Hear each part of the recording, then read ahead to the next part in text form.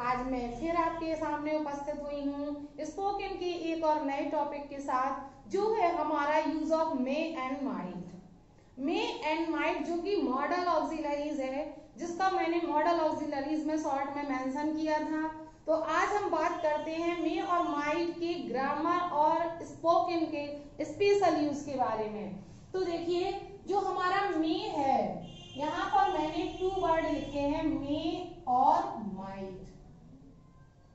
तो ये एक साथ दिए हैं क्योंकि ये दोनों कैन कुड की तरह एक ही वर्ड हैं। डिफरेंस ये है दोनों में कि मे जो है, may is used in present tense. May किस में यूज किया जाता है? प्रेजेंट टेंस में यूज किया जाता है। Might is used in past tense. Might past tense में यूज किया जाता है, बस यही अंतर है। अब देखिए, दोनों का अर्थ एक ही होता है, सकना।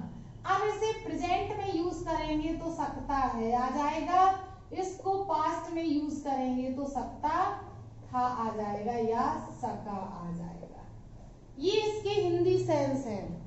जब भी आप कुछ ऐसा सोचते हो जिस सेंटेंस के एंड में सकता है आता है, जैसे आप सोचते हो कि वह पास हो सकता है, आज बारिश हो सकती है, मेरा मित्र आज आ सकता है, तो सकता है शब्द आया है। तो सकता है जब शब्द आता है तो आपके माइंड में 2 मॉडल्स आते हैं, कैन और मे। जब 2 मॉडल आपके माइंड में आ जाते हैं कि कैन मीन्स भी सकता है होता है और मे मीन्स भी सकता है होता है, तो फिर आप क्या यूज करोगे? इसके लिए आपको ध्यान रखना होगा कि कैन जो कि आपने पढ़ लिया है, can is used for capacity, ability, power, permission asking, permission granted, तो इसके लिए यूज किया जाता है। लेकिन जो हमारा मे है, देखिए अब हम यहाँ पर हमने मे और माइट में डिफरेंस तो देख ही लिया है कि मे प्रेजेंट में और माइट पास्ट में। अब हमें ध्यान रखना है कि मे और कैन में क्या अंतर है। तो कैन क्योंकि आप पढ़ चुके हो, और मे जो है वो किस लिए यूज किया जाता है? तो सबसे पहले ये to express possibility,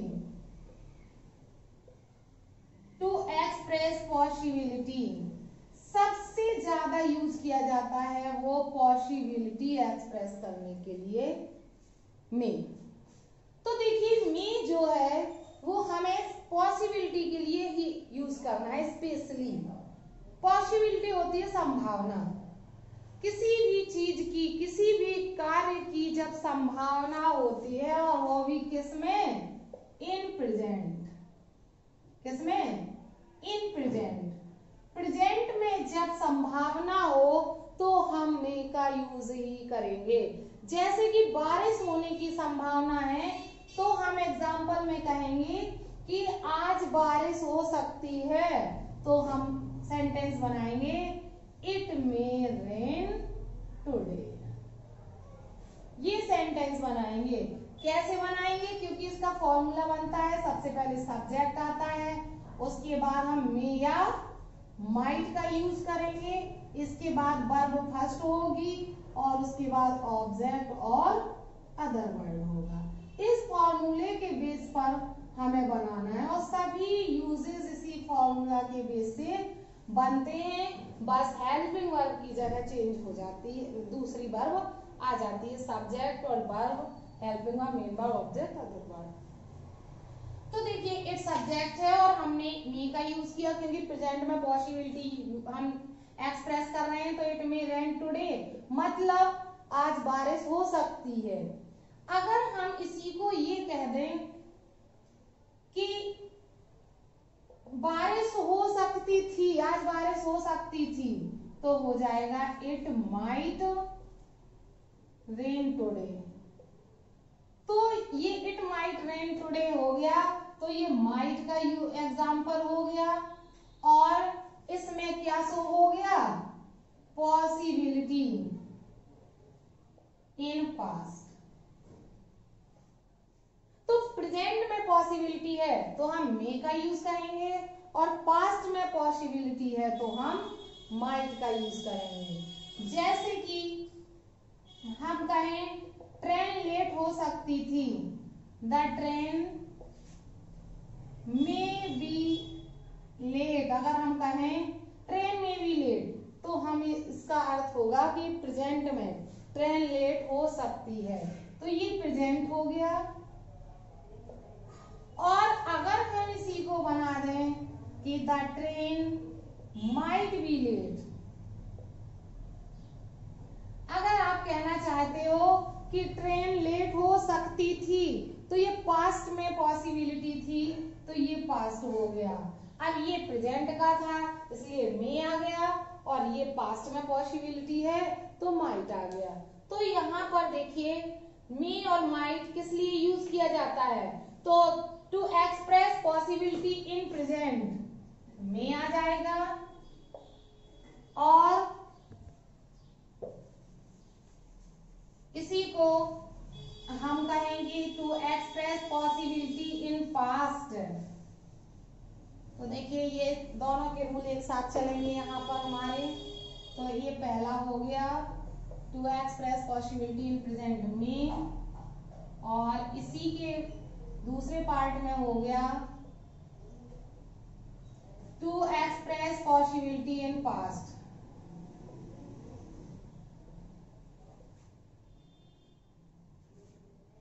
in past, अब पास्ट में पॉसिबिलिटी एक्सप्रेस करनी हो तो हम क्या यूज करेंगे, माइट यूज करेंगे। तो ये हो गया हमारा पॉसिबिलिटी के लिए मे और माइट। अब हमारा दूसरा आता है to express purpose, to express purpose in present में। प्रेजेंट में पर्पस एक्सप्रेस करने के लिए हम मे यूज करेंगे, और to express purpose in past, past में पर्पस यूज करने के लिए हम एक्सप्रेस करने के लिए माइट यूज करेंगे। अब हम देखते हैं कि कैसे किस टाइप का पर्पस अगर हम एक्सप्रेस करना चाहते हैं तो इनका यूज करेंगे। जैसे आप कोई काम कर रहे हो और उसका आपका उद्देश्य भी है, और वर्क और पर्पस दोनों एक ही सेंटेंस में जब आप एक्सप्रेस करना चाहोगे तो आपको दूसरे सेंटेंस में, पर्पस वाले सेंटेंस में मे और माइट का यूज करना होगा। जैसे कि कोई कहे कि मैं कठिन परिश्रम करता हूं ताकि मैं इस परीक्षा में पास हो जाऊं, तो देखिए अगर वो प्रेजेंट में परिश्रम करता है, या हम सीधा कहें ही वर्क्स हार्ड, वह कठिन परिश्रम करता है, सो दैट, अब वो काम क्या करता है, परिश्रम करता है। अब इस काम करने का उद्देश्य भी तो होगा, अब हम बताएंगे क्या उद्देश्य है। वह कठिन परिश्रम करता है ताकि वह पास हो जाए, तो ही में पास, इस तरह से हम में का यूज करेंगे, क्योंकि पास होना ही तो उद्देश्य है।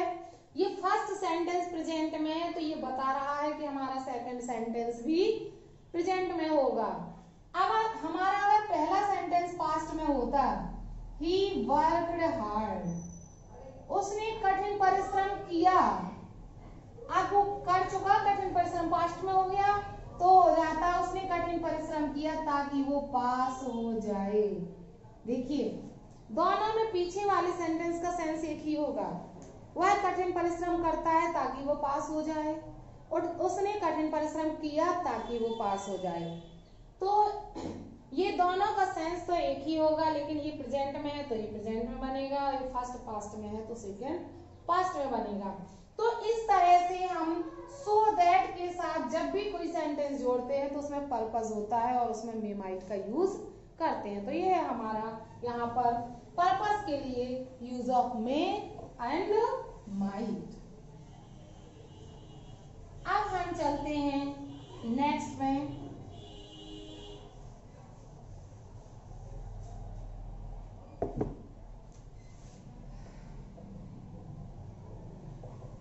तो ये हमारे दो यूज हो गए मे और माइट के। अब देखते हैं थर्ड पे। थर्ड जो हमारा है, थर्ड ये है कि मे डायरेक्ट में यूज होता है और माइट इनडायरेक्ट में यूज होता है। तो may is used in direct speech and might is used in indirect speech। ये ग्रामर पर चलते हम पहुंच जाएंगे इसमें। ये जो मे और माइट का ये जो रूल है थर्ड, ये ग्रामर का है, क्योंकि बोलने में तो हमें खुद ही नहीं पता रहता है कि हमने कैसा बोला, लेकिन हम जो बोलते हैं वो मोस्टली इनडायरेक्ट होता है क्योंकि हम की जोड़कर बोलते हैं। देखिए जैसे he said to me he may pass this year। इस टाइप से जब कोई सेंटेंस लिखा होता है जिसमें कॉमा इन्वर्टेड कॉमा होता है तो ये आगे जो है ये हमारी रिपोर्टिंग वर्ब होती है, ये हमारी रिपोर्टेड स्पीच होती है। जब रिपोर्टेड स्पीच इन्वर्टेड कॉमा के अंदर क्लोज होती है तो वो हमेशा डायरेक्ट स्पीच होता है। तो ये प्रेजेंट में होता है। जब हम इसे इनडायरेक्ट बनाते हैं तो प्रेजेंट को पास्ट में चेंज कर देते हैं और मे का माइट हो जाता है। तो ये बनता है ही टोल्ड मी। नैरेशन में मैंने बताया सेड टू का टोल्ड कब होता है, जब ये असर्टिव होता है, कंजक्शन दैट लगता है असर्टिव में। ही अब मे का ये पास्ट में है तो मे का क्या हो जाएगा, माइट हो जाएगा। पास दिस ईयर, दिस का दैट हो जाएगा। तो इस तरह से जब कोई डायरेक्ट में मे होता है तो इनडायरेक्ट में ऑटोमेटिक मे का माइट हो जाता है जब रिपोर्टिंग वर्ब पास्ट टेंस में होती है। तो ये तो हो गए कंपैरिजन वाले मे और माइट के यूज। तो इसमें हमने मे और माइट को कंपेयर करके पढ़ा है और इसमें इक्वालिटी ही देखी है कि इसमें पॉसिबिलिटी, ये भी पॉसिबिलिटी के लिए, ये भी पॉसिबिलिटी के लिए इक्वालिटी है। डिफरेंस ये है कि ये प्रेजेंट में और ये पास्ट में। इसी तरह से इसमें भी पर्पस है, इसमें भी पर्पस है, ये इक्वालिटी है, लेकिन इसे प्रेजेंट में ये पास्ट में है तो ये डिफरेंस है। ये डायरेक्ट में है और ये इनडायरेक्ट में है। तो ये हो गए हमारे दोनों के कंपेयर वाले रूल्स। अब हम इनको सेपरेटली पढ़ लेंगे कि कुछ रूल्स ऐसे होते हैं जो मे के केवल मे में ही यूज होंगे और कुछ ऐसे होते हैं जो ओनली माइट में ही यूज होंगे। तो हम चलते हैं इसके फोर्थ रूल के और फोर्थ है हमारा may is used to express wishing, blessing and curses. तो हमारा जो मे है वो हमारा विशिंग शुभकामना के लिए, ब्लेसिंग आशीर्वाद के लिए और कर्सेस अभिशाप के लिए यूज किया जाता है। और ये है हमारे ये वाला जो रूल है ये हमारा ऑप्टेटिव सेंटेंस का रूल है। मैंने सेंटेंस में ये सारे सेंटेंसेस को एक्सप्लेन किया है अच्छे से। अगर आप सेंटेंस में कंफ्यूज होते हो तो आप मेरी सेंटेंस की सारी वीडियोस को देख लेंगे तो आप कभी भी कंफ्यूज नहीं होंगे और रीऑर्डर करना भी अच्छे से आ जाएगा। तो वो अब वीडियोस हमारी प्लेलिस्ट पर आपको सारी मिल जाएंगी। तो ऑप्टेटिव सेंटेंस में जैसे मे you live long, may you live long, तुम दीर्घजीवी हो, इसमें हम क्या एक्सप्रेस कर रहे हैं, ब्लेसिंग। अगर हम कहें मे गॉड ब्लेस यू, इसमें भी हम ब्लेसिंग दे रहे हैं तो हम विशिंग या ब्लेसिंग कुछ भी कर सकते हैं, कुछ भी कह सकते हैं। हम अभिशाप देते हैं may you go to hell, may you go to hell, तुम नर्क में जाओ, तो ये क्या हो जाएगा, कर्ष हो जाएगा। तो ये इस टाइप के सेंटेंसेस जिसमें हम इच्छा, शुभकामना, आशीर्वाद, अभिशाप, इस टाइप से हम कुछ अपने सेंटेंसेस को एक्सप्रेस करते हैं। तो ये सारे सेंटेंस में से स्टार्ट होते हैं बट इंट्रोगेटिव नहीं होते हैं, एक्सक्लेमेटरी होते हैं, इसलिए एक्सक्लेमेशन मार्क आता है। तो देखिए, may you live long, may you go to hell, may God bless you, may God prosper you, इस तरह से सभी सेंटेंसेस हमारे मे से रहेंगे। लेकिन इनको ऐसा नहीं कि हम इन्हें भी पास्ट में चेंज कर देंगे तो ये माइट में हो जाएंगे, इसमें माइट का यूज नहीं होता है। तो ये ओनली मे के लिए ही अवेलेबल है। अब हम चलते हैं एक माइट का यूज पढ़ लेते हैं। तो देखिए, जैसा कि आपने पॉसिबिलिटी पढ़ लिया है, आपने पढ़ा है कि मे प्रेजेंट में, माइट पास्ट में यूज किया जाता है। इसी तरह से अगर हम इसकी, जैसे ये हमारी इच्छा है, ये मतलब इच्छा, शुभकामना, आशीर्वाद है, माइट में अगर हम टू एक्सप्रेस विश, अपनी विश को एक्सप्रेस करना है तो हम कहते हैं काश, आई होप, मैं आशा करता हूं, आई होप दैट, मैं आशा करता हूं कि मैं पास हो जाऊं, तो आई माइट पास, मैं आशा करता हूं कि मैं पास हो जाऊं, इस तरह से इच्छा, ये नहीं कि तुम पास हो जाओ, तुम ये। तो जब हम केवल इतना सा सेंटेंस बोलते हैं तो मी आता है, लेकिन जब हम इसे क्लॉज में बोलते हैं और कनेक्टर से दो सेंटेंस को जोड़ते हैं, जब हमें पता चलता है कि अगले सेंटेंस में इच्छा शुभकामना है, तो हम इसे पास्ट में माइट का यूज करते हैं। इसमें क्या आ जाता है, हमारा माइट आ जाता है जब हम इस तरह से वाक्य बनाते हैं। हाँ, एक चीज और, जब ये पास्ट में होता है तो ये भी पास्ट में होता है, आई होप, मैंने आशा की थी कि मैं पास हो जाऊं। अगर ये प्रेजेंट में होगा तो ये मी आ जाएगा इसमें। तो इस तरह से हम अपनी जो विशिंग व्यक्त करते हैं, और अगर ये पहला पास्ट में है तो दूसरा मी की जगह क्या हो जाएगा, माइट हो जाएगा। इस तरह से सजेशन के लिए भी माइट का यूज किया जाता है, टू एक्सप्रेस सजेशन, यानी माइट का यूज है। Might is used to express wish, और टू, पूरा लिख देती हूं, might is used to express suggestion in past. कहा जाए कि तुम इस साल इस परीक्षा में बैठ सकते थे, you might appear in this exam this year। इस तरह से जब हम बात करें कि तुम इस साल इस परीक्षा में बैठ सकते थे, सुझाव दिया उसने कि तुम ऐसा कर सकते थे, लेकिन वो पास्ट में है तो माइट का यूज होगा यहाँ पर।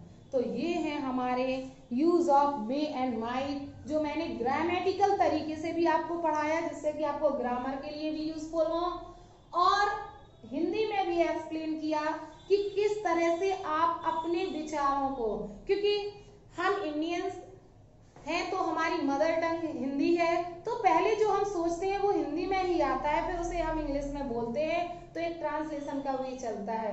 तो जो हम विचार सोचते हैं, अपने विचारों को जब हम इंग्लिश में एक्सप्रेस करना चाहें तो हमें कब मी और माइट का यूज करना है, ये भी मैंने इस लेक्चर में बहुत अच्छे से समझाया। तो आई होप आपको लेक्चर समझ में आया होगा। अगर आपको मेरा ये लेक्चर पसंद आया हो तो वीडियो को लाइक करें, अपने फ्रेंड्स को ज्यादा से ज्यादा शेयर करें, और अगर आप अभी तक मेरी चैनल पर नए हैं तो चैनल को सब्सक्राइब करें और बेल आइकन प्रेस करना ना भूलें। Thanks for watching video.